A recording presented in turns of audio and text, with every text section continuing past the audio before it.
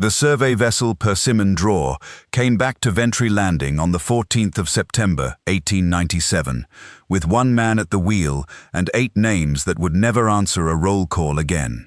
The brass-sounding reel, knotted to the bow cleat, was fouled in a pattern the harbour-master said he had never seen in 30 years on the water, and surveyor Aldous Creed, 41 years old and the only living geographer aboard, could not stop pressing his palm flat against the deck planking even as the dock lines were being made fast.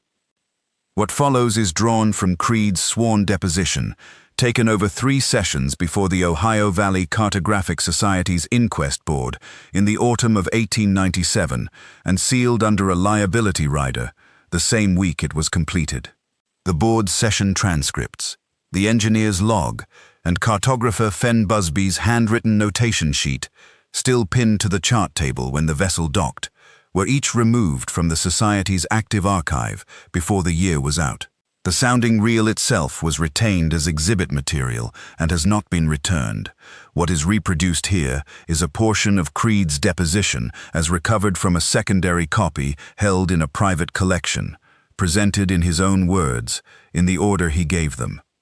My name is Aldous Samuel Creed. I am 41 years of age. I hold a surveyor's certificate issued by the state of Ohio, renewed in 1894, and I have been contracted to the Ohio Valley Cartographic Society for 11 years without formal complaint or disciplinary notation. I am giving this account under oath, and I ask the board to record that I am aware of how it will sound. I have been aware of that since the 14th of September. I will ask the board's patience on the matter of my left ear. The physician has already noted the deficit. I am not hard of hearing on the right side, and I can follow the board's questions without difficulty. What I am going to tell you is what happened on the Persimmon Draw between the 1st of September and the 14th, in Drowning Fork Canyon above Harrow Reach, in the flooded section above the old Harrow Bend Dam. I will tell it in the order it happened, because I believe the order matters. I do not think I can make you understand what the thing was. I think I can make you understand what it did. I want the board to know one thing before I begin the account proper, and I want it in the record. When I came out of that canyon and tied up at Ventry Landing, the pulse in the hull stopped. Stopped at the canyon mouth, not before. I have thought about that for 3 weeks now, and I have not been able to make it mean anything except what I do not want it to mean. I will come to that, but I want it noted that the pulse stopping was not a relief. It was not like escaping a sound. It was like a clock being set down deliberately by someone who has finished with it. We departed Ventry Landing on the 31st of August. The Persimmon Draw is a shallow draft survey vessel, 72 feet stem to stern, built for river work, with a pilot house forward, an open aft deck with a standard rail, and a hold that runs under the main deck from the forward cabin back to the engine room bulkhead. She draws 4 feet loaded. She was built in 1889 and she was sound when we boarded her. I want that noted. She was not an old vessel and she was not poorly maintained. Whatever explanations the board may be considering that involve structural fatigue or mechanical resonance, I ask you to set them aside. The engineer, a man named Pruitt who did not survive, had the engine in good order and documented it. Our party numbered 9.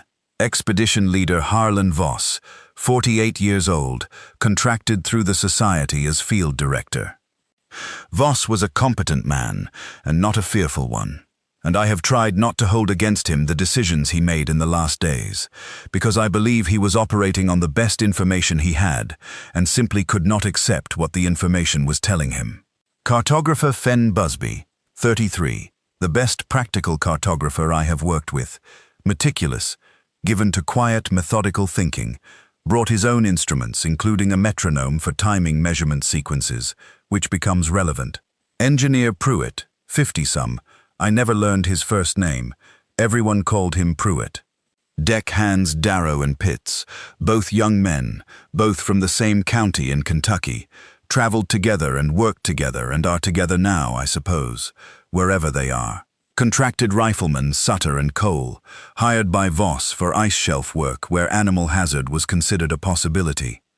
Cook's assistant Lena Marsh, 26 years old, logged in the society's charter as a dietary aide, because the society had a policy about women in the field that Voss routed around because Marsh was the best camp cook he had worked with, and he trusted her. She was the only woman aboard, and she was competent and steady. And I will come to what I found in the forward hold on the 9th morning, and I ask the board to be patient, because I cannot speak to it until I have given everything that came before it. The canyon entrance above Harrow Reach is approximately 40 feet wide at the waterline. The walls rise sheer on both sides. Limestone, water polished to a depth of about 60 feet from the surface, and then rough quarried looking above that, where the flood did not reach before the dam was built. The water in the flooded section is very still. There is almost no current because the canyon system is essentially a closed basin above the dam outflow, and the depth drops sharply from the entrance. Busby took a sounding on the first afternoon and got 160 feet before the line went slack, in a way that suggested the bottom shelved out below the lead weight rather than the weight touching bottom. He noted this. He noted everything. I have thought many times about Fen Busby's notation sheet pinned to the chart table, and whether whoever removed it from this vessel understood what they were taking. The 1st of September was unremarkable. We entered the canyon at half speed, Pruitt keeping the engine at low throttle because of the acoustics in the canyon walls, which reflected and amplified engine sound in a way that made conversation difficult at full revolutions. We ran about 4 miles into the system before Voss called an anchor for the night. Darrow cooked the evening meal because Marsh had developed a headache from the canyon acoustics, the reflected engine sound pressing on her in a way she described as feeling like hands on the sides of her head. I noted that at the time as a sensitive woman's complaint, and I am ashamed of that note now. Lena Marsh was the first person on the Persimmon Draw to feel what the canyon was doing, and she felt it a full day before any of the rest of us acknowledged it, and we dismissed her. I will tell you when I first felt it. We had anchored for the night. The engine was cold, and I was in my bunk in the forward cabin when I became aware of a pressure in the planking under me. Not a sound. The board must understand this distinction because it is central to everything I am going to tell you. Not a sound. A pressure. A slow, rhythmic concussion moving through the wood of the hull, through the bunk frame, up through my back and my shoulder blades, arriving at the pace of a resting heartbeat but lower and more deliberate, as though the heart it belonged to was very large and in no hurry. I lay still for several minutes believing I had been asleep and was feeling my own pulse magnified by the position of my body against the wood. Then I put my palm flat against the planking of the bunk frame, and I understood that it was not coming from inside me. It was coming from below, from the water. I did not report it that night. I want to be honest with the board about that. I lay in my bunk with my palm against the wood, and I counted the pulses, and I told myself it was thermal inversion in the deep column, a known phenomenon in still water systems where temperature layers can create pressure differentials that the hull registers as vibration. This is a real phenomenon. Pruitt had mentioned it as a possibility before we entered the canyon. I used Pruitt's explanation to go back to sleep. That is the first decision I made on the Persimmon Draw, that I would unmake if I could, though I do not believe it would have changed the outcome. I believe whatever was below us had been there before we arrived. I believe we entered its space, not the other way around, and that it would have taken notice of us regardless of what any of us said or did that first night. The second morning, the 2nd of September, Busby was at the chart table before dawn. He had felt it too. I found him with his pocket watch open and his pencil moving, timing the intervals between pulses, and he looked up at me with the particular expression he had when a measurement was behaving wrongly and said he had been awake since 2 in the morning with his hand flat on the table. He did not say what he thought it was. He wrote down the interval. Approximately 14 seconds between pulses at its current frequency. He noted it was slightly faster at that hour than it had been when he first woke. That is in the notation sheet. The board has the notation sheet. I would ask the board to look at the column of interval figures running down the left margin of that sheet and ask itself whether what they describe is thermal inversion. Voss came up before breakfast, and I told him about the pressure. He stood still for a moment with his boot soles flat on the deck, and I watched his face do the same thing mine had done in the bunk the night before. The brief inventory of alternative explanations, and then the decision to use one of them. He said Pruett had mentioned thermal inversion, and we should note it in the log and proceed. He was not dismissing us. He was managing the expedition. I understand that now better than I did then. Voss had a contract to fulfill, and a railroad's money behind him, and a party of 9 people whose collective anxiety he was responsible for, and he made the decision a competent expedition leader makes when presented with an anomalous reading. He logged it and moved on. I cannot say he was wrong to do it. I can say I did not push back as hard as I should have. We ran another 6 miles into the canyon that day. The walls narrowed in places to 30 feet, and in others opened to perhaps 80, where the original river had cut wide bends before the dam filled them. The water was the color of old pewter, very clear to about 15 feet, and then dropping away into nothing below that, the way canyon water does when it has no silt moving through it. Busby charted the east wall profile in the morning and the west wall in the afternoon, and Darrow and Pitts ran the sounding line at intervals while I recorded the depth figures in the survey log. The deepest reading we got that day was 218 feet. The lead weight came back clean. No bottom sediment, no organic material. Whatever was on the floor of that canyon, the lead was not reaching it. I want to note the quality of the light in the canyon. I am going to describe this, not because it is decorative, but because it is accurate, and because the light conditions shaped what we could and could not see across 9 days. The canyon walls were high enough on both sides that direct sunlight only reached the water surface for perhaps 3 hours in the middle of the day. The rest of the time the light was indirect, gray-blue, the kind of light that makes surfaces look wet and distances unreliable. At dawn and dusk, the canyon was very dark very quickly. We ran lanterns on the rail after 6 in the evening. On the 3rd day, the pulse was still present at the same frequency, and Busby got out his metronome. I want to describe this because I watched him do it, and it is the most precise scientific observation I have seen made under field conditions. He set the metronome to a tempo that matched the pulses he was feeling through the chart table, and then he sat with his hands flat on the table for 20 minutes, timing the correlation. He noted that the metronome and the pulses were aligned at first and then fell out of alignment by the end of 20 minutes. He adjusted the metronome faster to match the new frequency and found that the pulse had increased its rate slightly over the 20 minutes of observation. The increase was small enough that you would not notice it if you were not measuring, but it was consistent, and it was in one direction only. The pulse was getting faster, Busby wrote in the margin of his notation sheet, in a hand I recognized as careful because it was the same hand he used when he was not sure of something.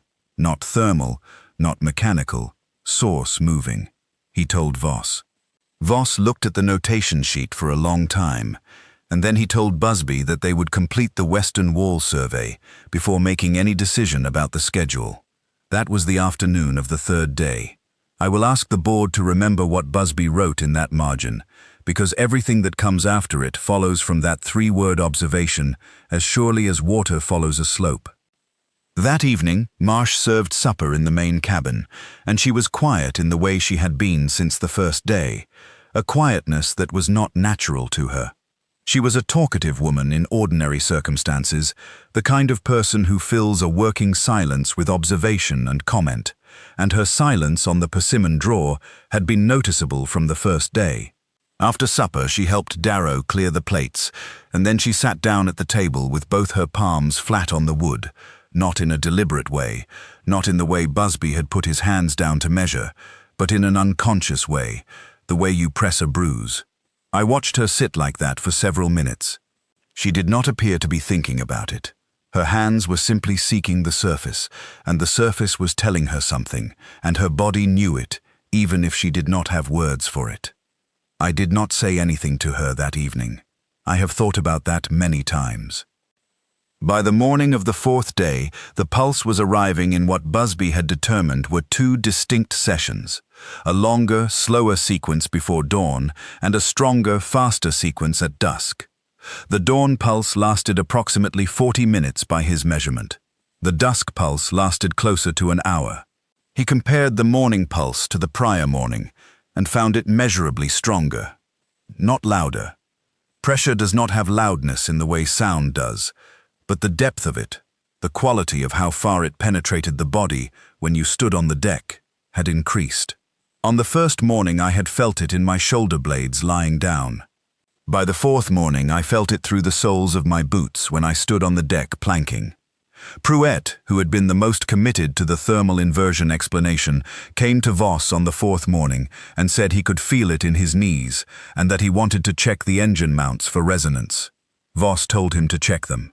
Pruett spent 2 hours in the engine room and came back and told Voss that the engine mounts were sound, the drive shaft was properly balanced, and the vibration was not originating from any mechanical source he could identify. Voss nodded and wrote in the expedition log, "Vibration anomaly, source undetermined, no operational impact." No operational impact. That was the fourth day, and that is the last entry in Voss's hand in the expedition log before the log itself changes character.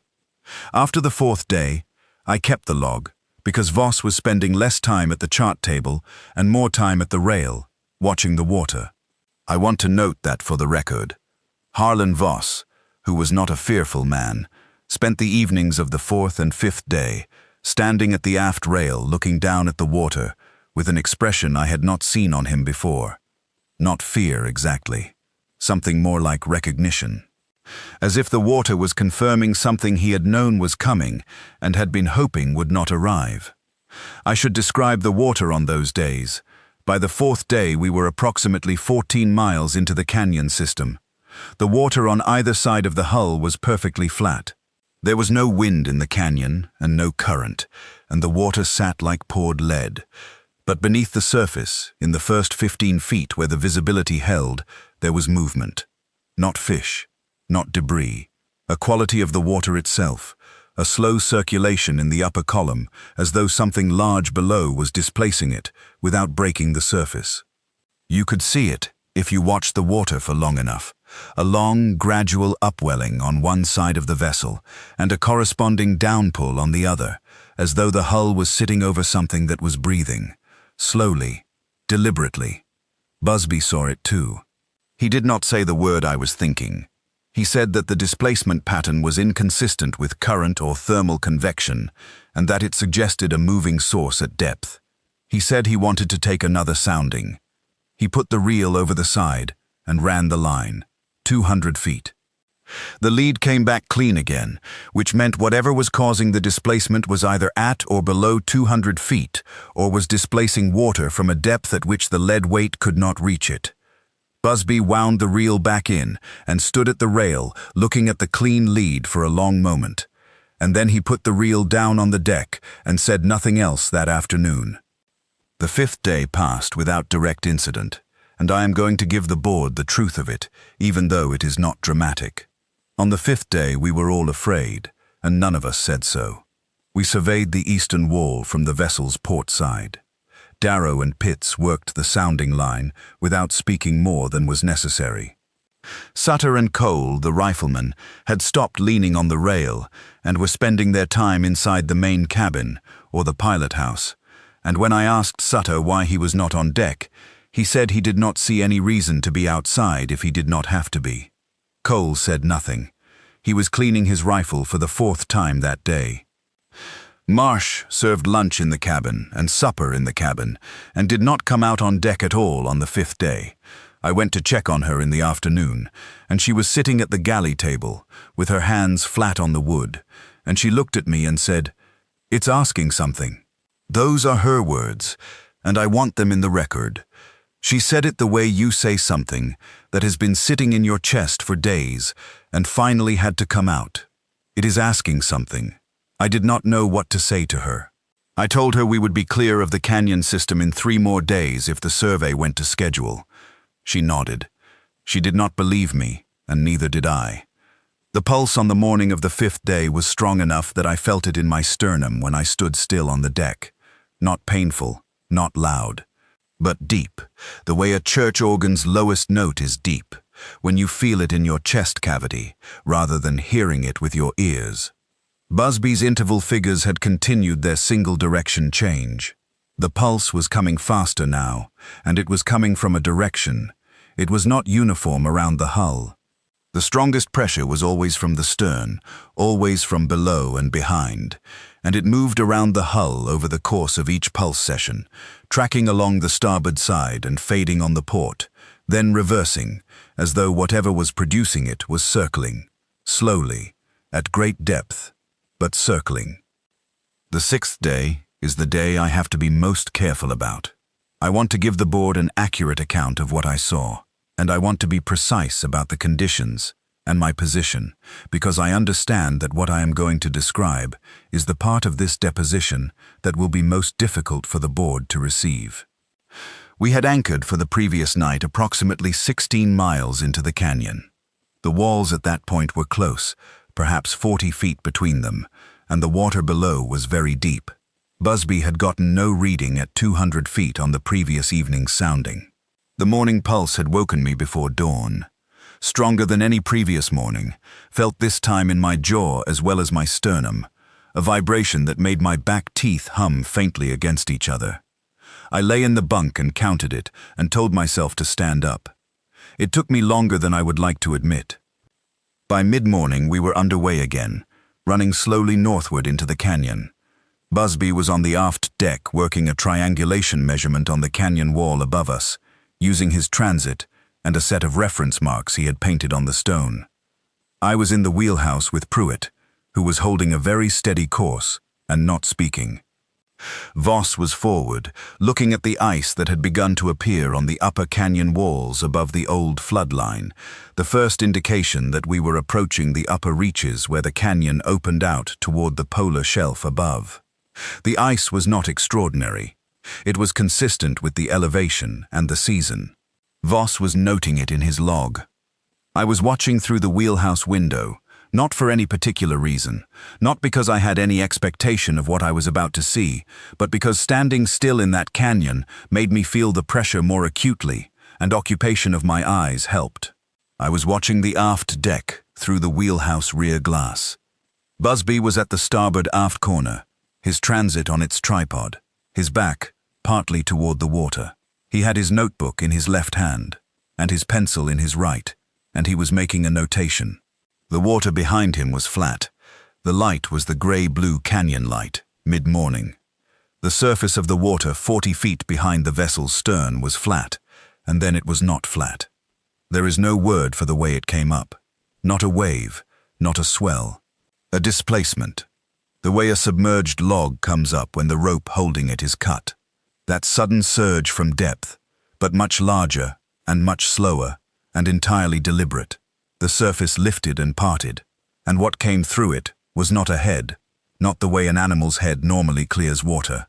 It was a column, a vertical column of neck, scale-plated, the scales overlapping in the pattern of limestone shingles, grey-green, wet, crusted along the lower edges, with a pale deposit that looked like cave calcium or hard mineral scale from deep rock. The neck was thicker than any animal I have seen on land or water, thicker than a draft horse's barrel chest. It came up without sound, without splash that I could detect through the glass.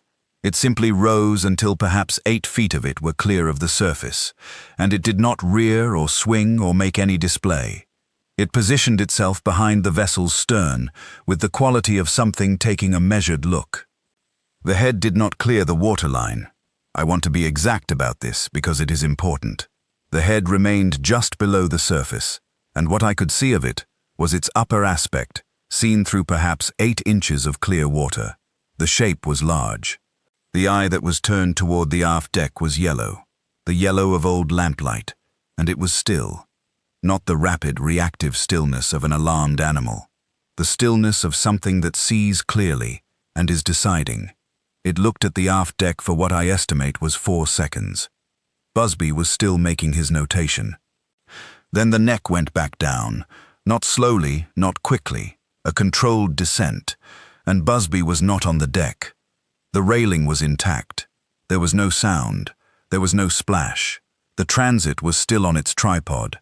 His notebook was on the deck, open, the pencil resting across it. The water behind the stern was flat.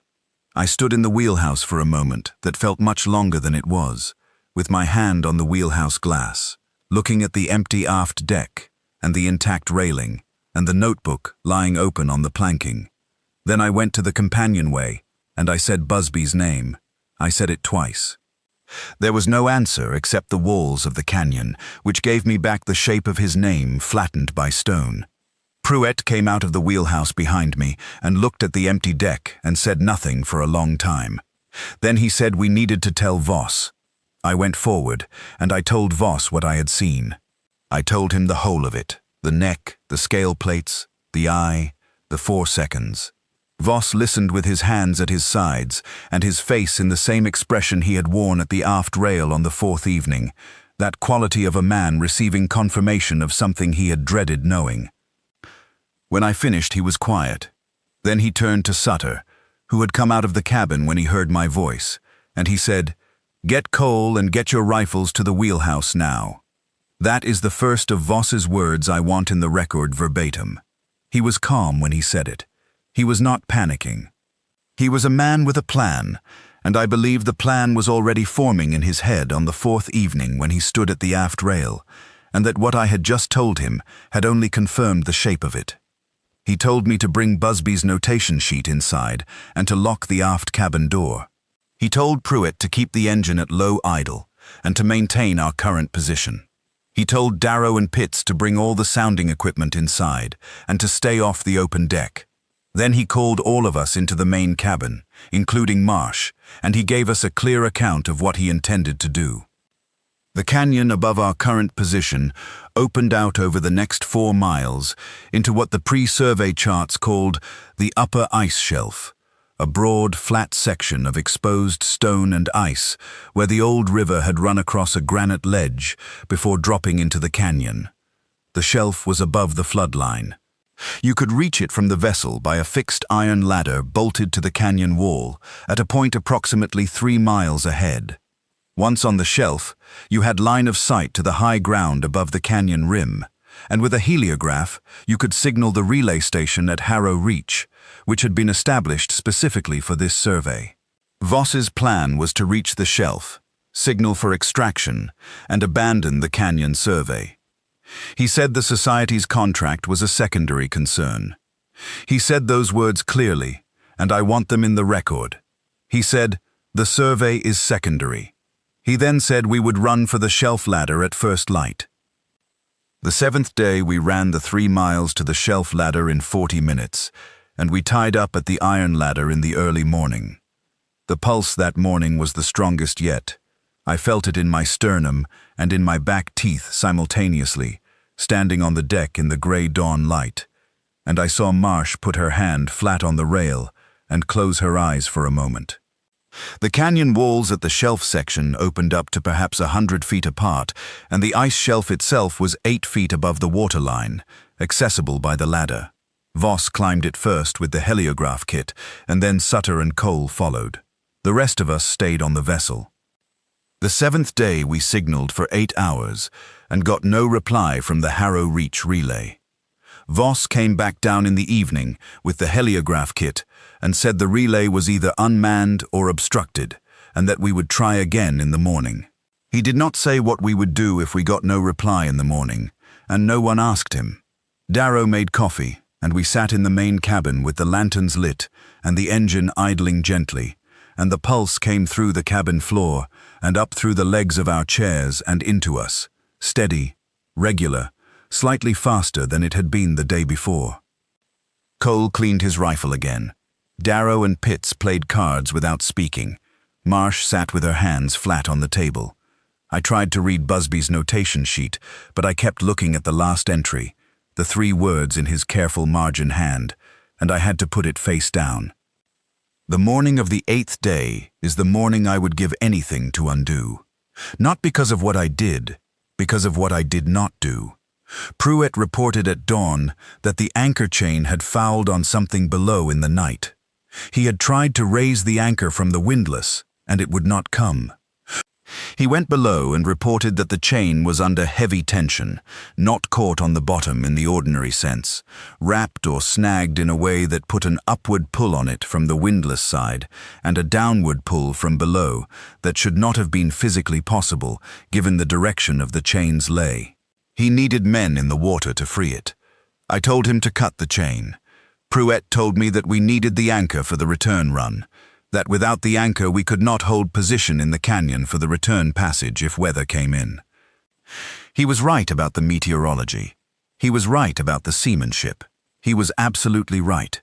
I told him to cut the chain anyway, and he said he could not do it without Voss's authorization. Voss was on the shelf with the heliograph. I looked at the ladder and I looked at the water, and I made the wrong decision, and I sent Darrow and Pitts into the water. They went in on the starboard side with lines and a cutting tool. The water was very cold. Pitts had worked river salvage before and went down first, and Darrow went after him. I was at the starboard rail, watching their bubbles, and the place where they had gone under, and Pruett was at the windlass, and we were waiting for the tension on the chain to change when I felt the pulse arrive through the rail under my hands. Not the regular pulse, not the 14-second interval. A single strong concussion, felt through the hull, that moved from the starboard side to the port side in the space of approximately 2 seconds, as if something below had moved at speed from one side of the hull to the other. Darrow and Pitts did not come back up. I watched the water for 10 minutes. I know how long it was because I watched the second hand on my pocket watch, and I counted the revolutions. The bubbles stopped after 90 seconds. After 3 minutes, there was a brief surface disturbance, 12 feet off the starboard bow, a circular upwelling that spread and dissipated before I could form any conclusion about it. After 10 minutes, I went to the windlass, and I cranked it myself, and the anchor chain came up free and clean, the anchor hanging straight below it, undamaged. I did not look into the water when I pulled the chain. I want to be honest about that. I did not look. Pruett went and got Voss from the shelf, and Voss came down, and I told him. He stood on the deck for a while. Then he said we would signal until noon and leave whether we had a reply or not. I told him I agreed. We did not discuss Darrow and Pitts further. There was nothing to discuss. The pulse that morning, after the anchor chain was free, did not subside the way it normally did after the morning session. It remained at its new elevated frequency through the morning and into the afternoon, felt in the sternum, felt in the teeth, constant, the interval between pulses now closer to 9 seconds from the original 14. I noted this in the expedition log. I note it here. The interval was shortening every morning, and I believe it was shortening toward something, in the way that intervals between contractions shorten toward an event. I do not know what the event was supposed to be. I know what happened on the 9th morning, and I believe it was the event, but I cannot tell you whether that was the event the thing below was working toward, or whether it simply ran out of interest in stages, and the 9th morning was when it arrived at whatever it had come to do. Voss signaled until noon. No reply. He brought the heliograph down and packed it and told us to prepare to make way. He said he and Sutter and Cole would make one final effort from the shelf at first light the following morning, while the rest of us prepared the vessel for departure, and then we would leave regardless. That night was the worst night on the Persimmon Draw, not because anything happened, but because of how completely nothing happened. The pulse came through the cabin floor at the evening session, now lasting nearly 2 hours, the strongest it had been, felt in every hard surface in the cabin, in the table, in the chair legs, in the bunk frames. Marsh sat with her hands flat on the table, and her eyes closed, and she was perfectly still. I asked her if she was all right. She said she did not know. I asked her if she could feel it, and she looked at me with an expression I cannot describe adequately to the board and said, "It's not asking anymore." I sat with that all night. The 9th morning. I rose before dawn, and I went to check on Marsh in the forward hold, where she had moved her bunk 3 days earlier, because she said the forward hold was quieter. She was not in her bunk. I found her on the floor of the forward hold, face down, her arms at her sides, not curled, not fallen, lying the way a person lies when they have been placed. The lantern in the forward hold was still lit. I knelt beside her, and I turned her over, and she was not breathing, and her face was still, and her skin was not the blue or the dark color of a person who has drowned or suffocated. She looked like she had simply stopped. I put my ear to her chest, and there was nothing. No mark on her, no water on her face. The forward hold was closed, the hatch dogged from the inside, and there was no water in the hold. I cannot tell the board what killed Lena Marsh. I can tell the board that when I knelt beside her, I could feel the pulse through the deck planking under my knees, arriving at a frequency I had not measured before. Not 9 seconds. Shorter, much shorter. Close together, like a drumbeat quickening. And the pulse, when I put my hand to the planking that morning, was not deep and slow the way it had been across the prior 8 days. It was close. It was like putting your hand on a chest and feeling a heartbeat from inside, rather than hearing it through a wall. I closed the forward hold and I went up on deck. Voss, Sutter and Cole were already climbing the ladder to the ice shelf with the heliograph and their rifles. I called up to Voss and told him about Marsh. He stopped on the ladder and looked down at me, and his face did something I cannot name.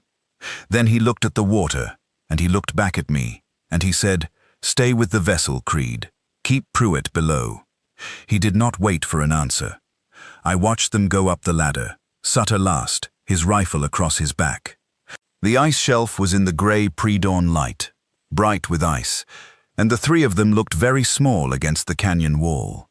Pruitt came up from the engine room, and I told him to stay below, and he asked why, and I told him to trust me and go below, and he did. He went below, and I stayed on the deck. The pulse that morning came up through the deck planking, and I felt it in my boot soles, and my knees, and my sternum, and my back teeth. All at once, all simultaneously, a single continuous pressure that was no longer rhythmic, but sustained. A single held note from something very large and very close below. The water around the hull was moving, not on the surface, below it, that same slow circulation I had seen on the 4th day, but faster now, more visible, the hull sitting in a slow rotation of deep, displaced water. I was watching the water on the port side when I heard Voss shout, "One word." I will not try to reproduce what it was because I could not make it out clearly.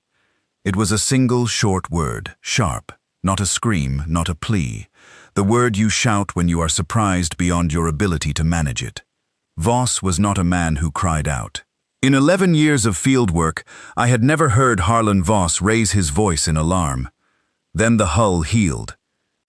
8 degrees to starboard, sharply, the way a vessel heels when something very heavy and very fast moves against it from that side, or against something connected to it from below. I grabbed the port rail, and the deck went at an angle under me, and every loose object in the cabin and galley that I could hear through the hull shifted and crashed. The heel held for approximately 2 seconds, and then the hull came back to level, not gradually, in a single release, and I heard from the shelf above me the sound of the iron sighting platform carrying away, the shriek of metal bending, and then nothing.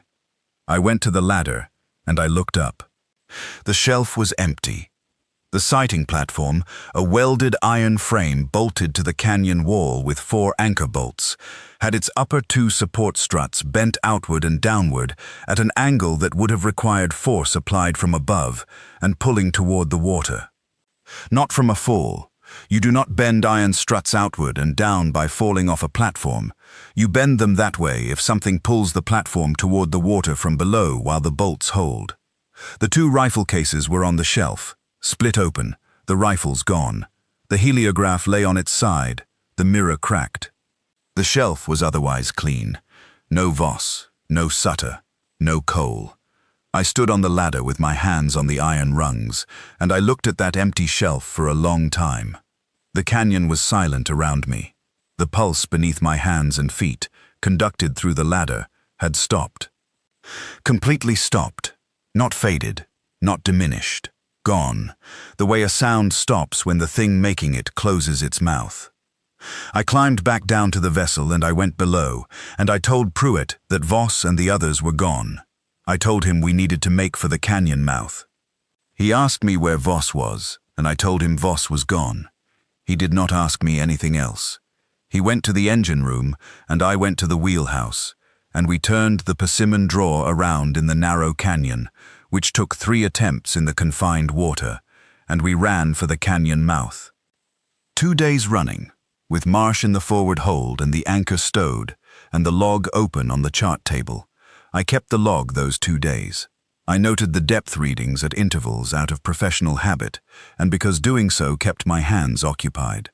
The pulse did not return. The water around the hull was flat and still and dead, in the way that water is dead when nothing is moving through it from below. There was no circulation.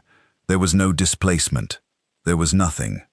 I kept my palm flat on the wheelhouse console for most of both days, not measuring, not waiting.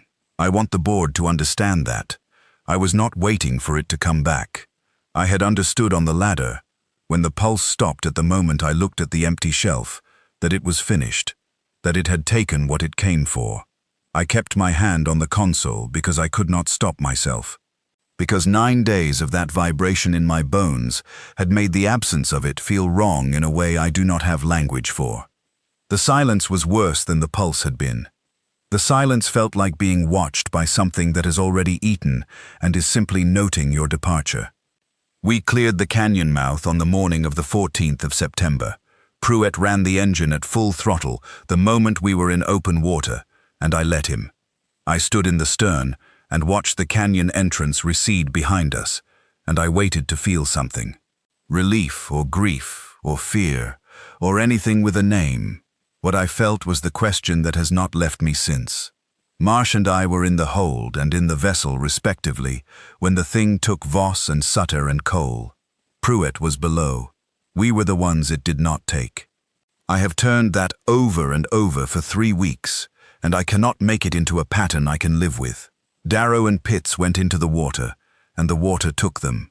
Busby stood on the aft deck in the open, and the thing rose and took him. Voss and his riflemen climbed to the highest accessible point, and the thing reached up and took them.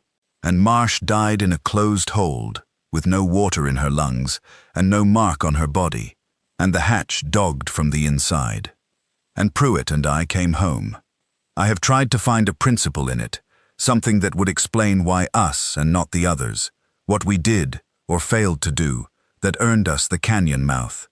I cannot find it, and I think that is worse than any explanation I might have found, because an explanation would at least mean the thing had terms I could understand, rules I could describe, a logic I could set down in a deposition and have it mean something beyond what it means right now, which is nothing, or worse than nothing, which is, it took 8 and it left 2, and I do not know why, any more than the 8 knew why.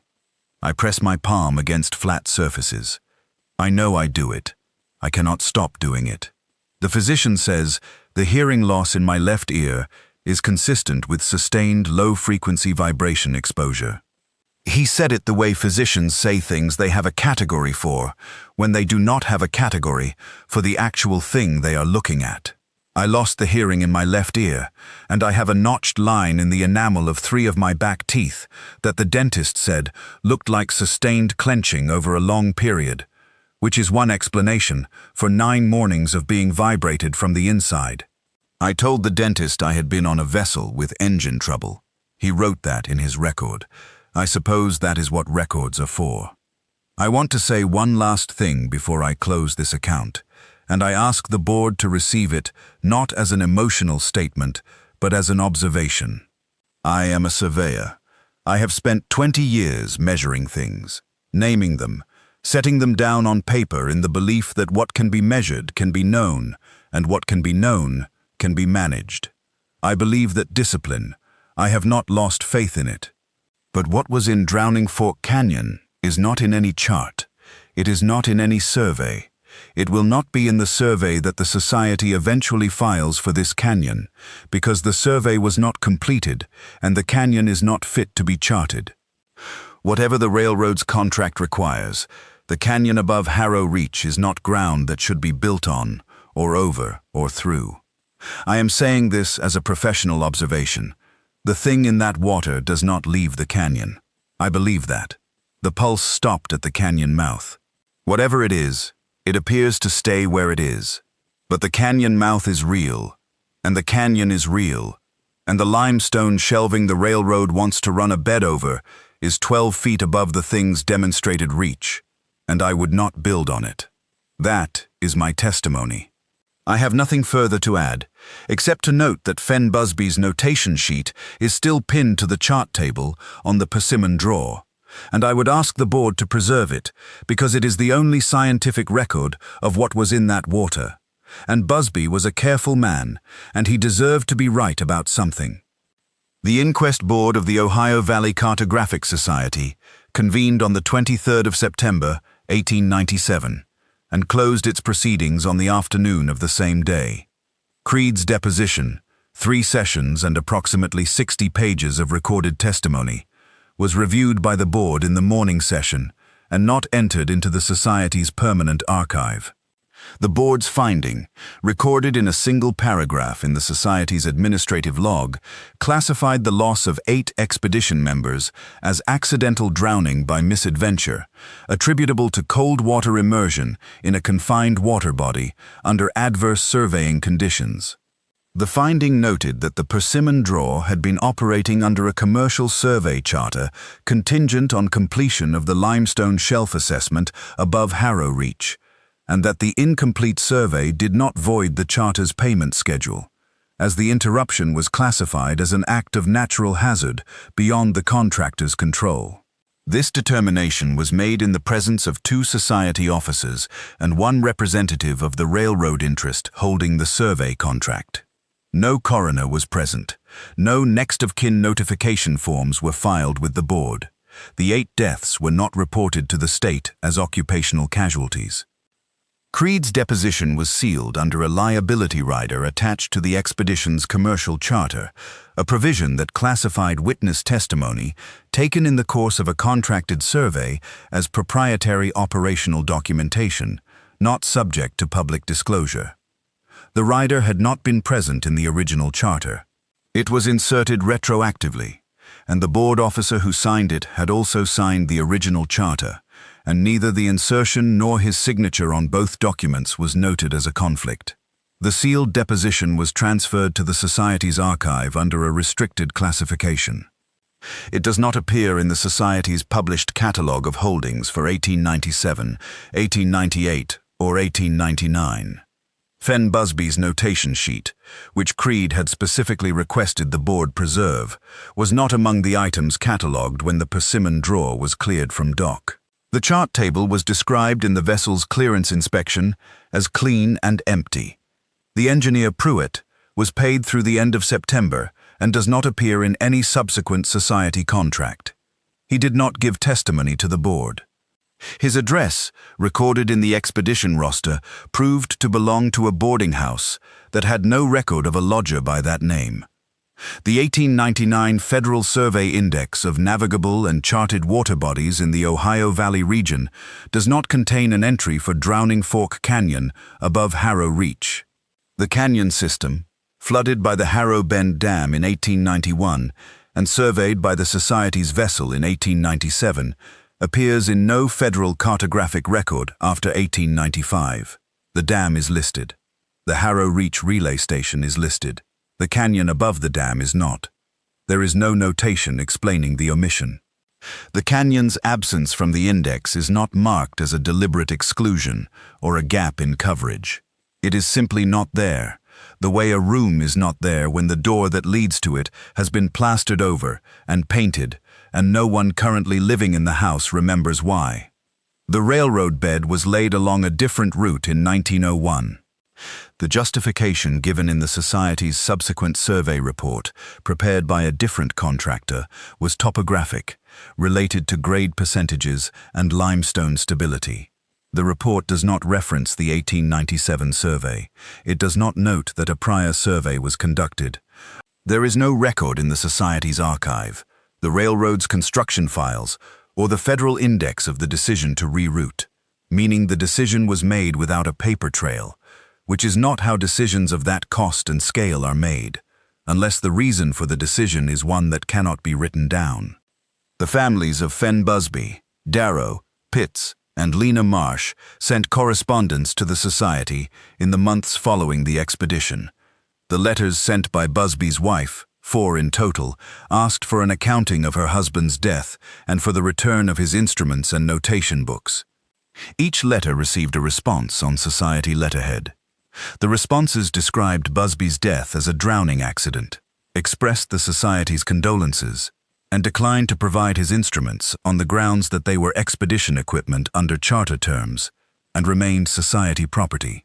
The responses were signed by the same officer who had signed the retroactive liability rider. The letter from Lena Marsh's mother, a single page asking only where her daughter had been buried, received no response. There is no record of her daughter's burial. Aldous Creed was not reassigned to a subsequent contract. He continued to hold his surveyor's certificate, renewed in 1900, and appears in several county deed survey records in Ohio and Kentucky in the years following, working smaller, local commissions. He did not work for the Society again. He gave no further public account of the expedition. He died in 1916, of causes unrelated to the canyon, survived by a sister in Cincinnati who declined to speak to any party inquiring about the Persimmon Draw. His personal effects, recorded in probate, included a compass, a collection of survey maps, and one item described by the probate clerk as a brass instrument or tool of unknown purpose, with string or wire attached in a knotted pattern, which the clerk could not identify, and which was passed to the sister along with the rest of the estate. Its whereabouts after that date are not documented. The canyon is still there. This is what the record can confirm from the present day, and the record here is being careful to say only what can be confirmed. Drowning Fork Canyon above Harrow Reach exists as a physical feature of the landscape. The Harrow Bend Dam, in modified form, still holds. The water above it is still in the canyon, still deep, still in the particular way of water, with no current and no seasonal drainage. The canyon has not been surveyed at depth since 1897. It is not on any active recreational or commercial waterway list. Access to the upper section is technically possible, but the approaches are overgrown. The old survey road to the canyon rim has not been maintained since the early 20th century, and the iron ladder bolted to the canyon wall at the ice shelf section is not confirmed to be present or absent, because no record of its removal exists, and no inspection of that section of canyon wall has been conducted within the past 100 years. Fishermen who work the lower reach of the Harrow Bend impoundment, the section below the dam, occasionally report a pressure felt through the hull of flat-bottom aluminum boats in the early morning hours, particularly in the autumn. The reports, when they have been made to game wardens or local authorities, have been attributed to thermal inversion in the deep water column, which is a known phenomenon in still water impoundments. This is the same explanation Pruitt offered on the second morning of September, 1897. It may be correct. It describes the same physical experience Creed described in his bunk on the first night, and Creed himself used it for the same purpose, to sleep. The brass-sounding reel is held in a private collection. The collector acquired it through an estate sale connected to the Ohio Valley Cartographic Society's dissolution in 1934, and did not know its provenance until the expedition's charter was partially reconstructed from secondary sources. The reel's line, 200 feet of waxed cord, is still knotted at intervals, in a pattern that no one who has examined it has been able to replicate or identify. The knots are not sailors' knots. They are not any knot in the standard marlinspike canon. They are not decorative.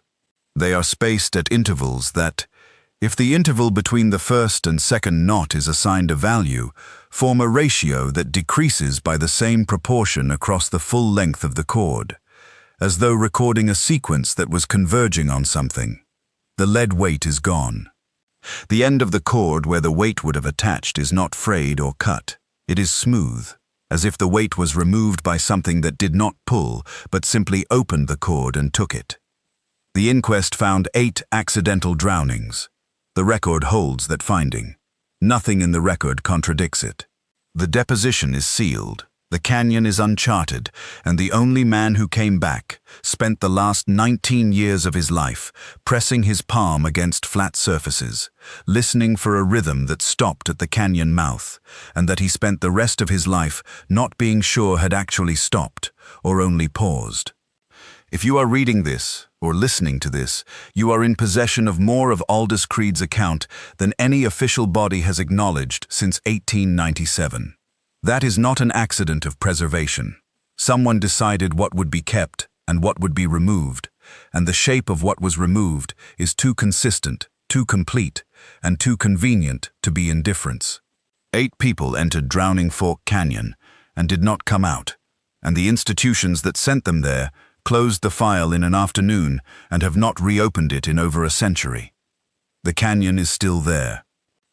Whatever Creed felt through the hull planking on 9 mornings, whatever Lena Marsh felt when she placed her hands flat on the table and said it was no longer asking, whatever the sounding reel's knotted cord was measuring as it converged toward its missing end, is still down there in water that has not been looked at in 127 years, under walls that do not appear on any current federal map, in a depth that no lead weight has ever reached. Creed said the pulse stopped at the canyon mouth. He said it every time he was asked, to his sister, to the one journalist who found him in 1908 and was not published, to himself in the deed survey margins, where he occasionally wrote notes that had nothing to do with the survey at hand. The pulse stopped at the canyon mouth. He never went back to confirm it.